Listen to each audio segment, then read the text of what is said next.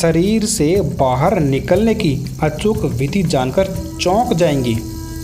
क्या आप चाहते हैं अपने शरीर से बाहर निकलकर उड़ते हुए देश दुनिया में घूमना? ध्वनि की गति से भी तेज गति से उड़कर आप अमेरिका या अमेरिका से भारत वापस आ सकते हैं।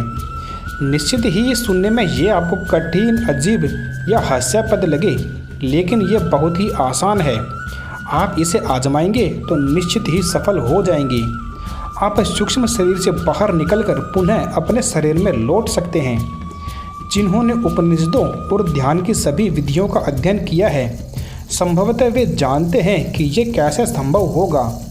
दरअसल अब तो यह वैज्ञानिकों के द्वारा भी सिद्ध हो चुका है कि व्यक्ति के भीतर एक और शरीर होता है जो नाभि और मस्तिष्क के केंद्र से जुड़ा होता है। इसे कहते हैं सूक्ष्म शरीर।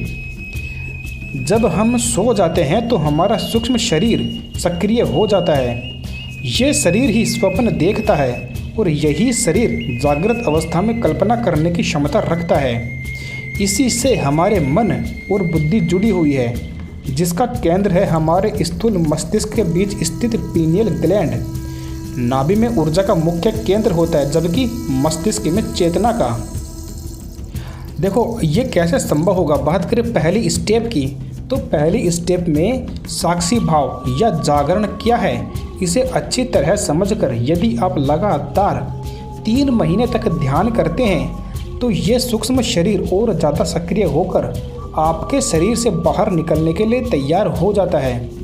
चलते फिरते, देखते, सुनते, सोते, जागते सभी टाइम किसी भी कार्य को करते वक्त आप साक्षी भाव में रहें, अर्थात अपनी हर हरकत को देखने वाले बने, उसमें इन्वॉल्व होने वाले नहीं। जैसे कुछ लोग फिल्म देखते वक्त उसमें इतने ज़्यादा इन्वॉल्व हो जाते हैं कि हंसने रोने जैसे भावुक होने लगते हैं। इसे भी बेहोशी से भरा मनुष्य ही कहा जाता है। इसके लिए आपको पहले साक्षी भाव क्या होता है, कैसे इसे साधा जाए, कैसे ध्यान करें, इस संबंध में संतों की किताबों का गहन अध्ययन करना चाहिए। खुद को देखने की प्रक्रिया को समझना चाहिए। यंत्रवत जीवन को छोड़कर जागृत जीवन शैली को अपनाना चाहिए। 2 विचारों के बीच जो खाली स्थान होता है उसी पर ध्यान देना चाहिए। 2 श्वासों के बीच जो रिक्त स्थान है वही धर्म का रहस्य है। इससे गंभीरता से समझना चाहिए। बात करें दूसरी स्टेप की, तो यदि आपका साक्षी भाव गहराने लगे तब आप नींद में भी अपनी नींद और स्वप्न के बीच में साक्षी हो जाएंगे। आप अपनी नींद पर प्रयोग करें। सोना महत्वपूर्ण है, लेकिन सोते हुए नींद में ही जागकर स्वप्न देखना सबसे ज़्यादा महत्वपूर्ण है। नींद से जागना और नींद में ही जाग जाना दोनों में काफ़ी फर्क होता है। जब ऐसा होने लगेगा तो फिर स्वप्न पर आपका अधिकार हो जाएगा। लगातार ध्यान जारी रखने से फिर आपको स्वप्न तो नहीं आएंगे, लेकिन आप नींद के भीतर जागे हुए मनुष्य बन जाएंगे। इसे बौद्ध धर्म में असुत्ता मुनि कहते हैं। जब ये व्यक्ति नींद में ही जाग जाता है तो वह चल रहे सपने को साक्षी भाव बनकर देखता रहता है और उसे यह भी महसूस होता है कि उसका शरीर गहरी नींद में सो रहा है। ऐसे व्यक्ति की स्थूल आंखें बंद रहती है, लेकिन सूक्ष्म शरीर की आंखें खुल जाती है, जिसके चलते वो ये सब कुछ देख सकता है। बात करें सावधानी की, तो नींद और जागरण में संतुलन बना रहे, इसका विशेष ध्यान रखना जरूरी है। इसके लिए दिन में कसरत करना और उत्तम प्रकार का भोजन करना और व्रत रखना जरूरी है। यदि मसालेदार, तामसिक, राजसी भोजन या नशा आदि का सेवन करते हैं तो इससे शरीर पर बुरा प्रभाव पड़ता है। ऐसे में आपके संपूर्ण ध्यान या साक्षी भाव असफल हो जाता है।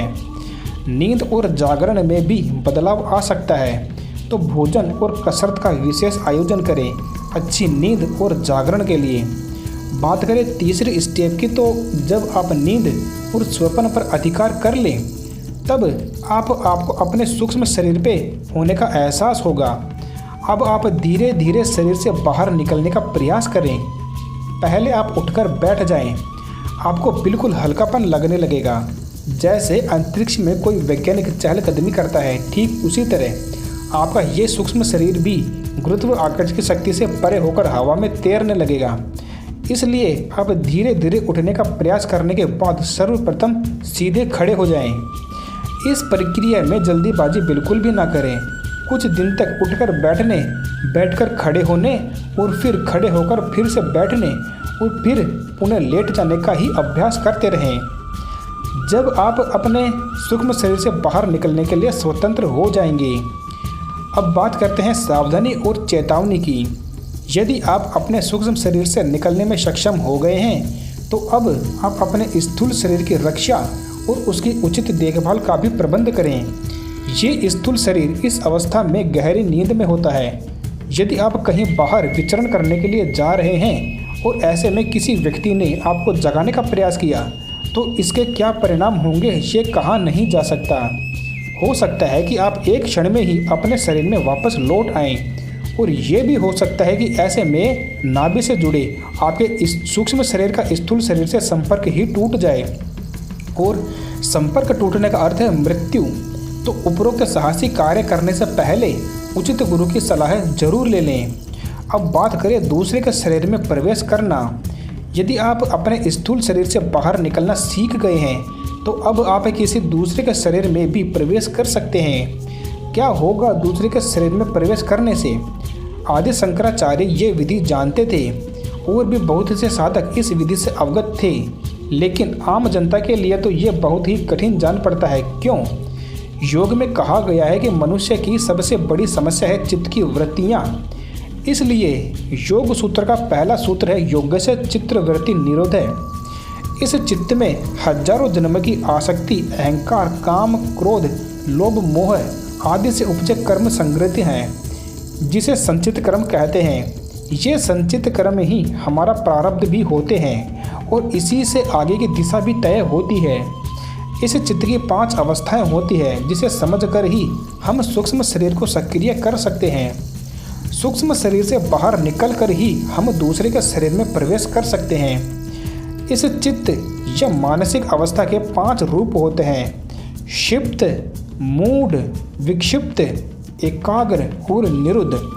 प्रत्येक अवस्था में कुछ न कुछ मानसिक वृत्तियों का निरोध होता है। जिसे बात करें क्षिप्त की, तो क्षिप्त अवस्था में चित्त एक विषय से दूसरे विषय पर लगातार दौड़ता रहता है। ऐसे व्यक्ति में विचारों और कल्पनाओं की भरमार रहती है। बात करें मूढ़ अवस्था की, तो मूढ़ अवस्था में निद्रा, आलस्य, उदासी, निरुत्साह आदि प्रवृत्तियों की या आदतों का बोलबाला रहता है। बात करें विक्षिप्त अवस्था की, तो विक्षिप्त अवस्था में मन थोड़ी देर के लिए एक विषय में लगता है पर अगले ही क्षण वो दूसरे विषय की ओर चला जाता है। पल प्रतिपल मानसिक अवस्था बदलती रहती है। बात करें एकाग्र स्थिति की, तो एकाग्र अवस्था में चित्त देर तक एक विषय पर लगा रहता है। ये अवस्था स्थिर प्रज्ञ होने की दिशा में उठाया गया एक पहला कदम होता है। बात करें आखिरी अवस्था की, जो है निरुद्ध। निरुद्ध अवस्था में चित्त की सभी वृत्तियों का लोप हो जाता है और चित्त अपने स्वाभाविक स्थिर शांत अवस्था में आ जाता है। अर्थात व्यक्ति को स्वयं के होने का पूर्ण एहसास होता है। उसके ऊपर से मन मस्तिष्क में घुमड़ रहे बादल छंट जाते हैं और वो पूर्ण जागृत बनकर दृष्टा बन जाता है। ये योग की पहली समाधि अवस्था भी कही गई है। आखिर ये सब कैसे संभव होता है?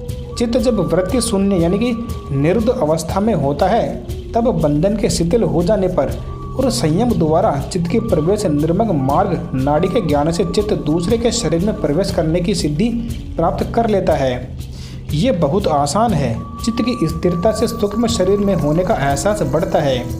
सूक्ष्म शरीर के निरंतर एहसास से स्थूल शरीर के बाहर निकलने की इच्छा प्रबल और बलवान हो जाती है। तो इस विधि के द्वारा आप अपने शरीर से जीते जी बाहर निकल सकते हैं। इस पूरे वीडियो के बारे में, पूरी जानकारी के बारे में आपका क्या विचार है? आप कमेंट्स में हमें बता सकते हैं। आप कुछ और भी पूछना चाहते हैं तो वो भी कमेंट्स में हमें बता सकते हैं। ऐसी ही और वीडियोस देखने के लिए हमारे चैनल को सब्सक्राइब करें। धन्यवाद।